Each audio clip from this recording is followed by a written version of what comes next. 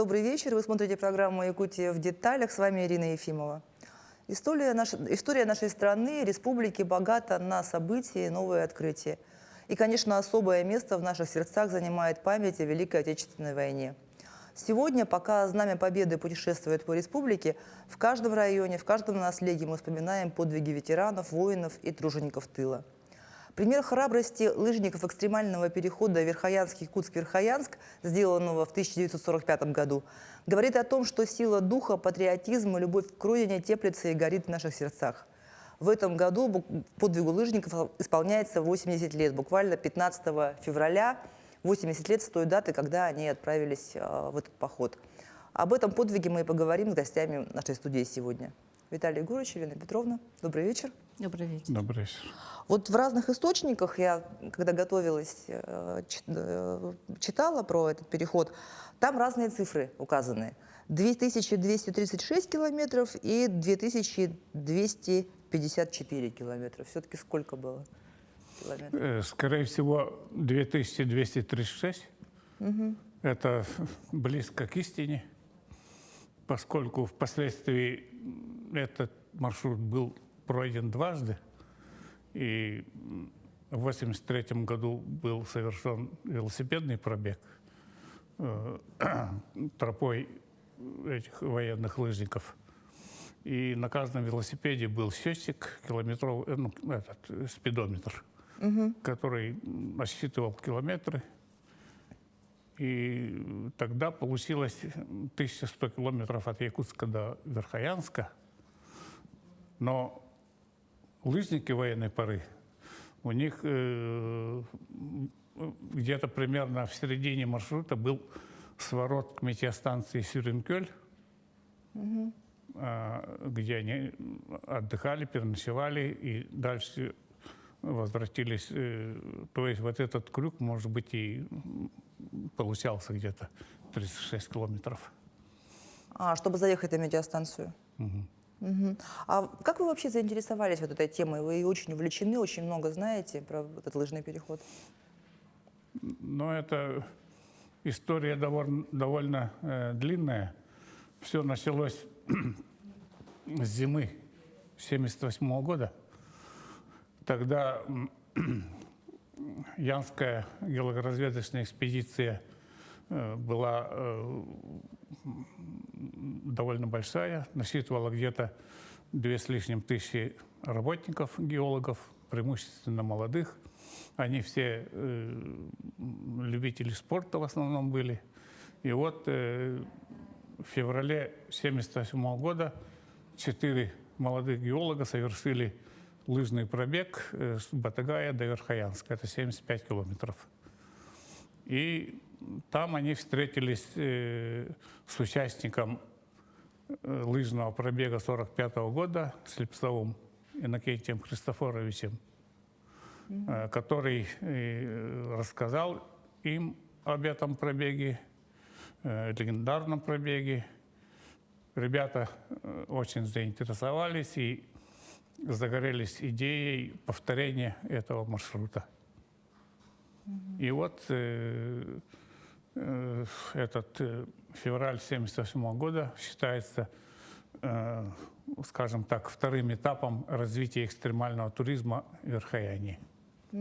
Я хочу напомнить, что мы работаем в прямом эфире. Задать вопрос гостям программы можно, позвонив в студию по номеру 8 41 12 42 14 39 или отправить сообщение в Телеграм, текстовое сообщение на номер 8 914 235 0502.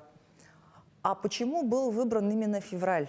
Вот это же самый такой тяжелый, один из самых трудных в погоде месяцев. Пурга, там, тем более на севере. Для 1945 года? Для 1945 года, да, изначально. Ну, в военную пору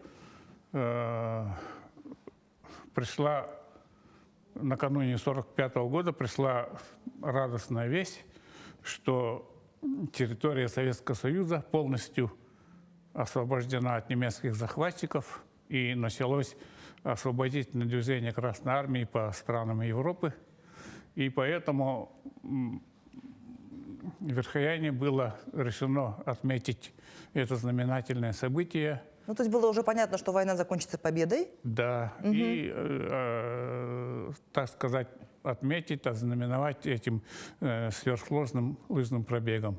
Тут еще дело в том, что во время войны с Крайнего Севера на войну не брали. Это из-за малочисленности населения, и потом стране требовалось для обороны мясо, пушнина, рыба, и полезные ископаемые, олово, золото. И тем не менее везде проводились все обувь такой военный.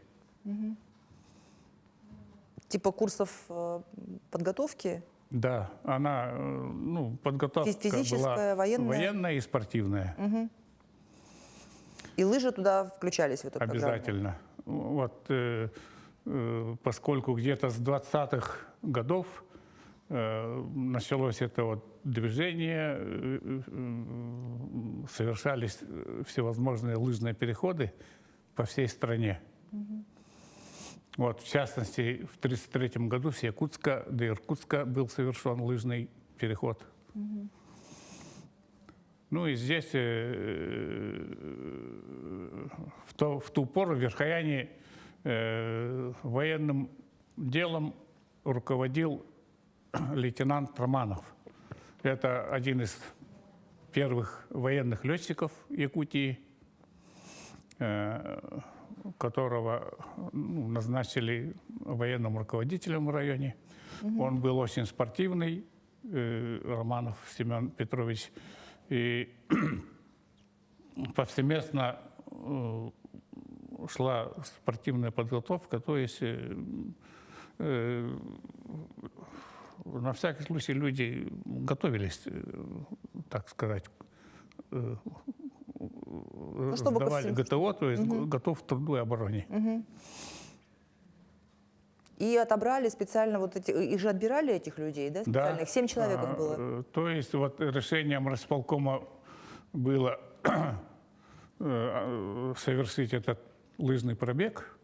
Ну и предварительно для отбора кандидатур начались всевозможные лыжные соревнования и совершаться лыжные пробеги внутри района. Всеми этим руководил лейтенант Романов. И из нескольких десятков кандидатур вот, были отобраны вот 7 лыжников. То есть, получается, желающих было больше, а отобрали только самых подготовленных. Да, да. Среди них, Елена Петровна, был ваш отец. Да. Расскажите, пожалуйста. Среди вот 7 избрали именно моего отца, потому что он в селе занимался подготовкой, вот этой военной подготовкой населения. Как его звали? Его звали Какого Климовский села? Петр Иванович. Он тогда работал секретарем сельского совета и организовал вот эту подготовку. А там участвовали мужчины с 18 до 50 лет. А, вот такой вот разброс был. Да, Я думала, да. молодежь там была. Ага, и по вечерам в кромешной темноте, иногда при лунном свете, они выходили, бегали на лыжах с самодельными ружьями, гранатами деревянными, из снега сооружали окопы. Вот так вот они тренировались. Это началось, это движение называлось патриотическое спортивное движение. 1942 года все это проводилось. И также проводились различные соревнования именно по лыжным гонкам, оказывается. Потому что наш район, это вот северный район, и лыжи в то время уже были развиты, потому как они все должны были готовы к труду и обороне своей страны. И вот из газет было известно, что в 1944 году проводили лыжный кросс, и там участвовало 500 человек.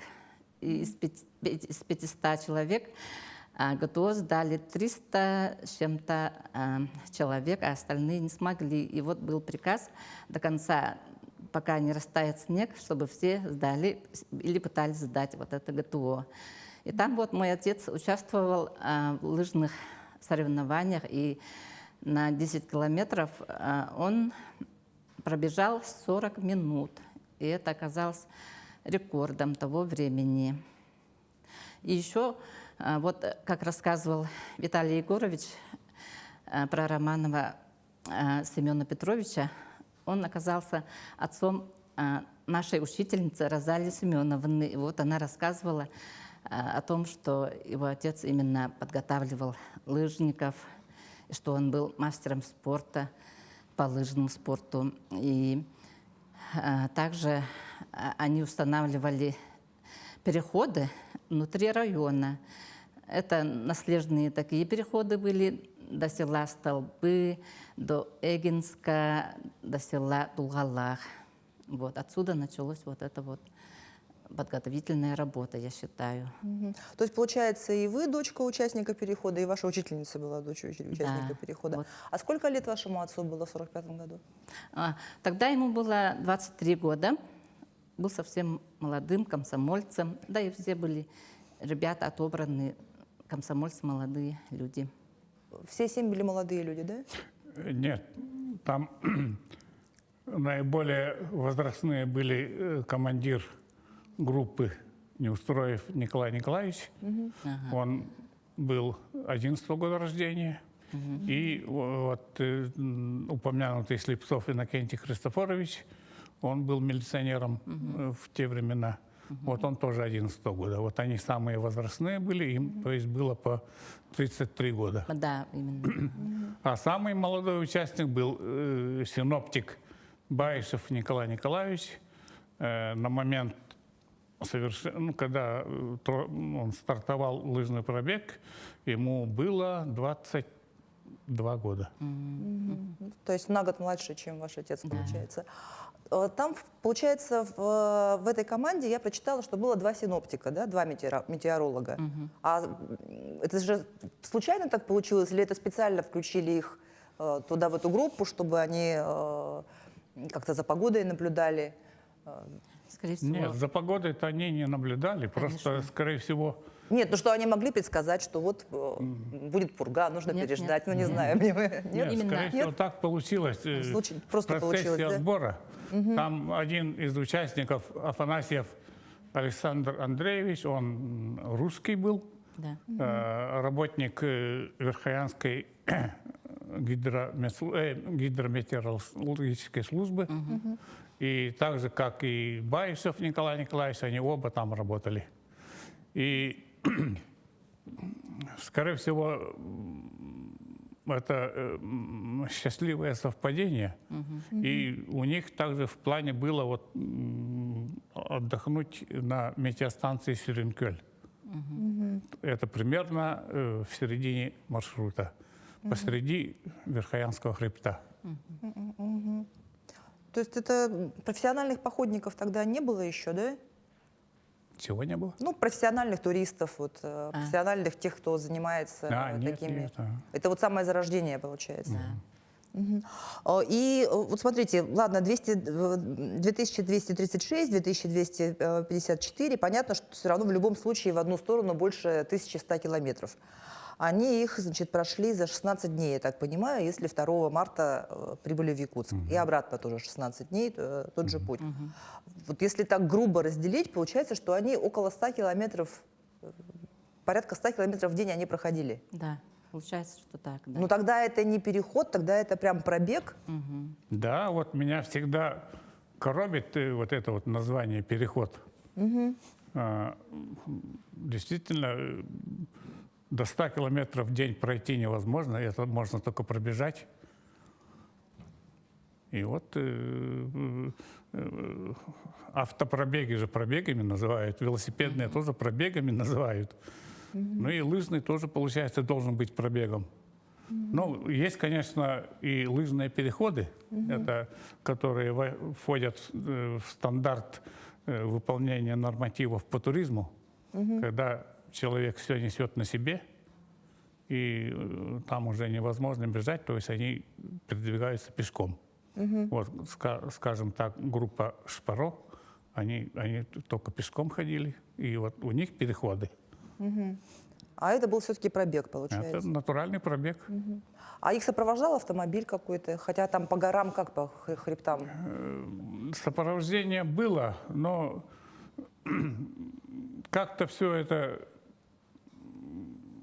не совсем ясно. То есть решением райисполкома были назначены сопровождающие. Вот в одном приказе было сопроводить группу товарищу Гоголеву до Якутска на лошади, на санях. А с Якутска их должен был сопровождать Татаринов. А некто Турусин должен был обеспечить их снаряжением и продуктами. А в других документах значится, что вот именно этот Турусин сопровождал группу лыжников. Ну, то есть это говорит о том, что все-таки это было не бездорожье. Ну, бездорожье было местами. А так вот, допустим, с Якутска уже с 1939 года, в 1939 году в Вегихая, ну это рядом с Батагаем, пришла первая колонна газогенераторных машин. То есть после этого регулярно автомобилями возились оборудование, продукты, ну, все, что вот, грузоперевозки происходили. Кроме того, были ямские перевозки. То есть это получается, что где-то через каждые 50 верст должна была быть какая-то станция. Перевалочная станция. Да, где меняли лошадей. 50 верст — это примерно сколько в километрах? Ну, верста, это она меньше километра. И поэтому, допустим, 50 верст, это где-то порядка 36-38 километров. Слушайте, ну вот ведь этот маршрут повторяли энтузиасты несколько раз, да? Вот об этом расскажите, пожалуйста. В 2010 году был переход, пробег, да? Ну вот я уже упоминал, что в 1978 году молодые геологи совершили лыжный пробег до Верхоянска, узнав про этот исторический пробег, и загорелись идеей повторения маршрута. И с этого года начались полномерные тренировки и занятия для осуществления задуманного. Ну, в год даже по одному, по два пробега совершались. Это различные и лыжные, и велосипедные. То есть в 1978 году вот, они совершили, потом в апреле 1978 года до Нячиков, это где-то порядка 400 километров. Потом 900-километровый маршрут на лыжах был. Я же сказал, что это костяком этих инициаторами были геологи. Ну, вот Булатов Сергей Андреевич, Лыткин Степан Федорович, вот они уже были при должностях, то есть старшие геологи были. И у них не всегда это соответствовало с работой. То есть то одно, то другое, и все время вот этот задуманный маршрут откладывался. И, наконец, в 1983 году было решено совершить этот маршрут на велосипедах. Опять же, из-за производственной необходимости в нем не смогли участвовать ни Булатов Сергей, ни Лыткин Степан.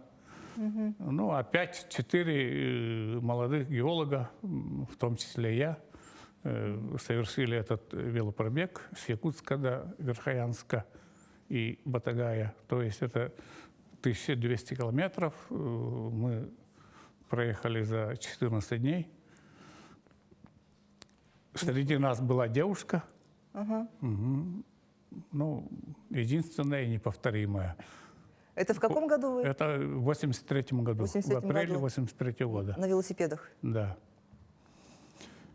И, наконец, в 85-м году мечта Сергея Булатова и Степана Лыткина свершилась. И в марте, 20 марта 85 года мы в составе 8 человек стартовали с площади Марата по пути лыжников военного времени. И тоже за это же время мы добежали до Верхоянска. За то же время, за 16 дней. Ну, практически мы пробежали за 14 дней. То есть 3 дня у нас ушло в Себян-Кёле. Мы там попали на День оленевода. И очень хотелось посмотреть, поэтому мы... Ну и отдохнуть, соответственно. То есть трасса была очень тяжелая. И мы на своей шкуре испытали, каково было. А какие там самые такие тяжелые моменты, самые?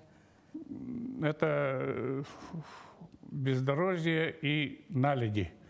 Наледь, она вот там же горные речки, они круглый год у них происходит излив воды. Ну, не замерзают, грубо говоря. Ну, она не замерзает, просто вода сквозь лед прорывается и под снегом растекается по льду. И вот когда на лыжах бежишь, попадаешь в эту водную кашу, на лыжах сразу намерзает лед, Корка. снег, и Ледяная. бежать невозможно.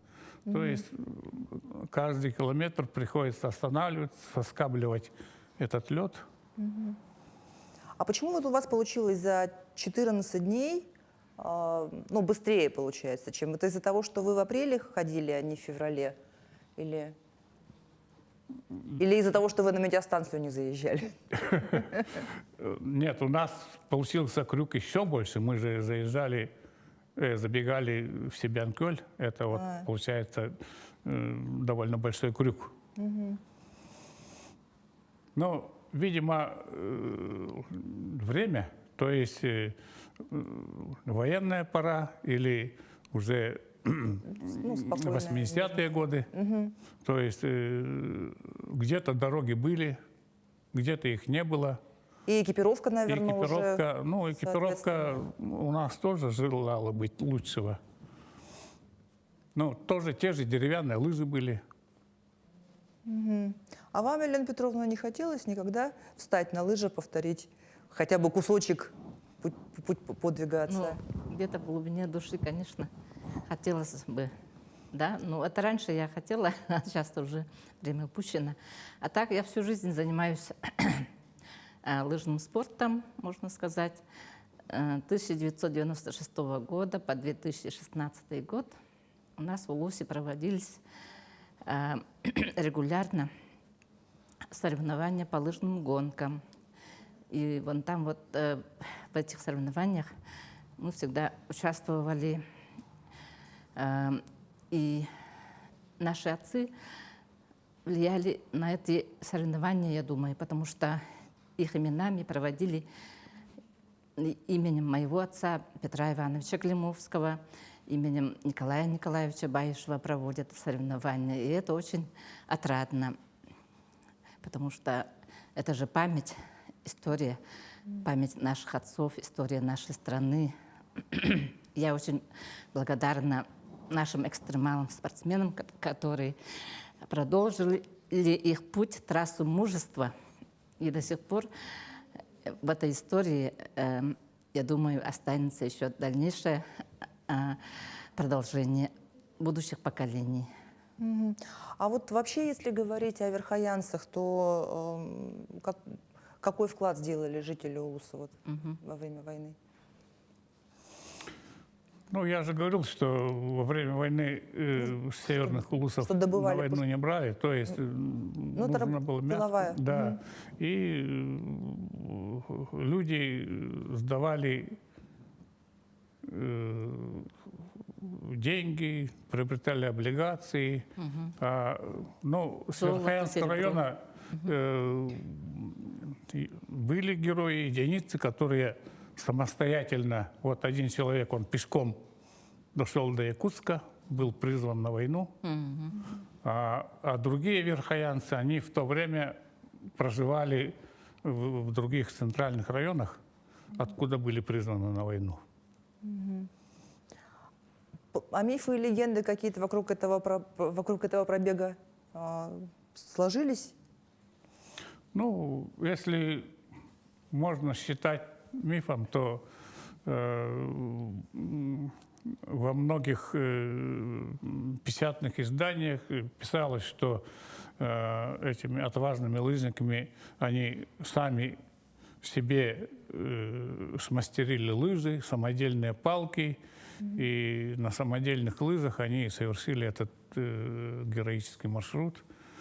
Но это миф, поскольку даже судя по фотографии того времени, у них уже были, ну, правда, деревянные, но уже беговые лыжи с креплениями, которые подходили и для сапог, и для валенок, и бамбуковые лыжные палки.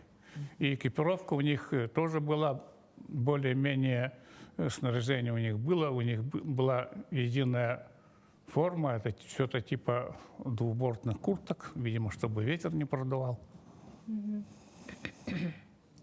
Вот вы книжки принесли. Покажете, может быть, тут что-то посвященное же переходу этому? Давайте покажем. Ну, она не только этому пробегу посвящена, просто я описал в этой своей книге все свои спортивные похождения, скажем так, ну, дальние маршруты.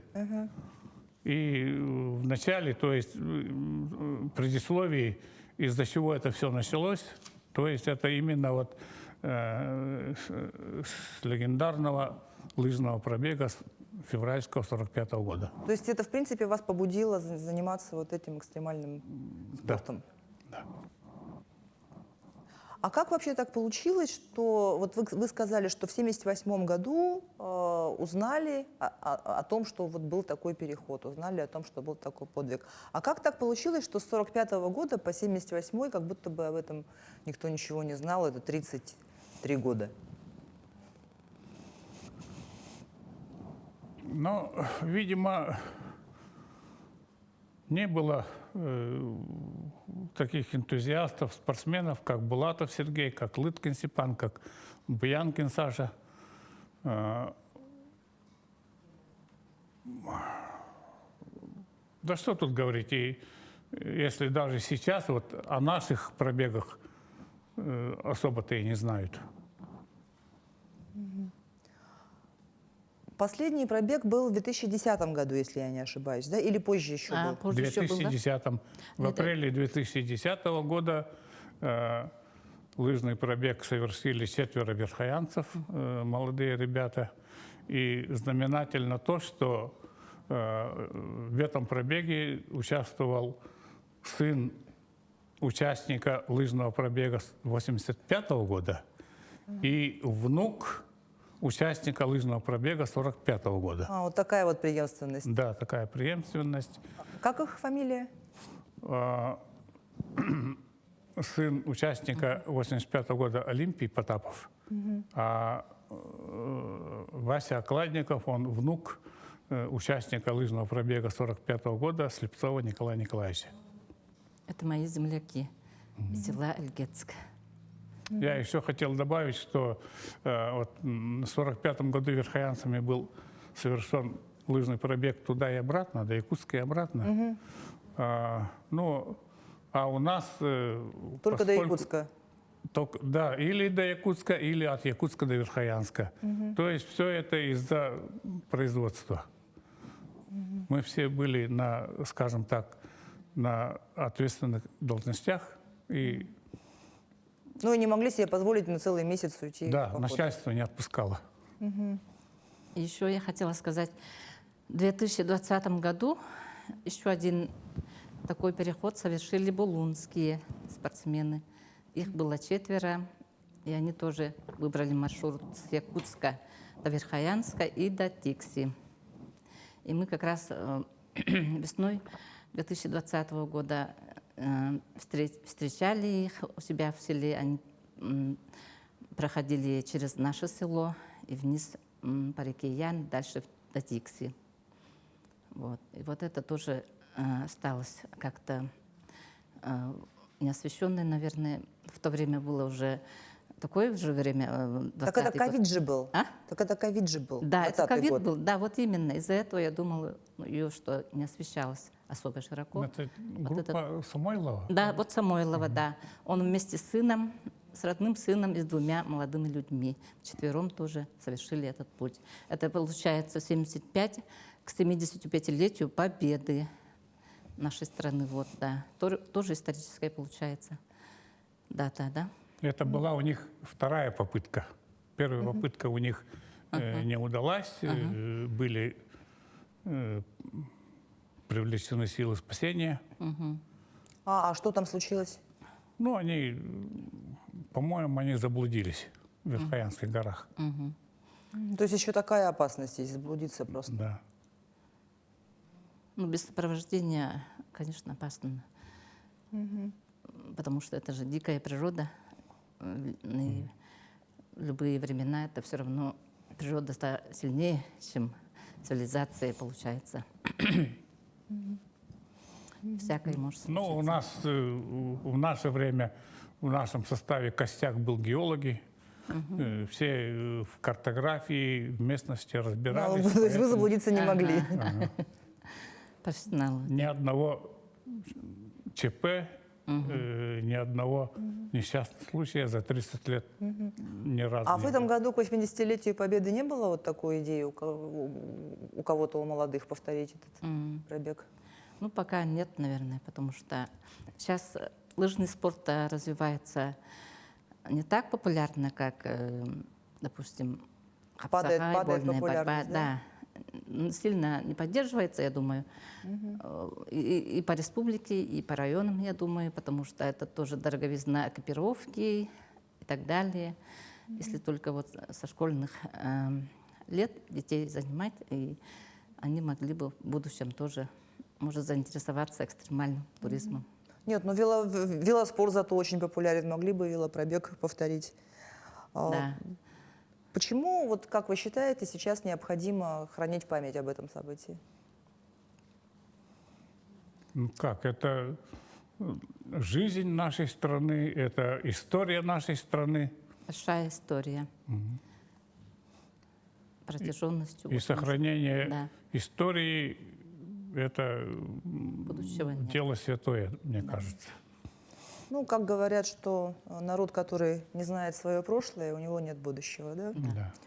Ну что ж, спасибо вам за интересную беседу. В общем, сама не знала об этом переходе. Пробеги. Пробеге, да, теперь буду говорить Да, пробег, пробег. а не переход, потому что это действительно пробег. Ну что ж, на этом программа «Якутия в деталях» подошла к концу. Меня зовут Ирина Ефимова. Смотрите нас по будням в 19:15, расскажем обо всем в деталях.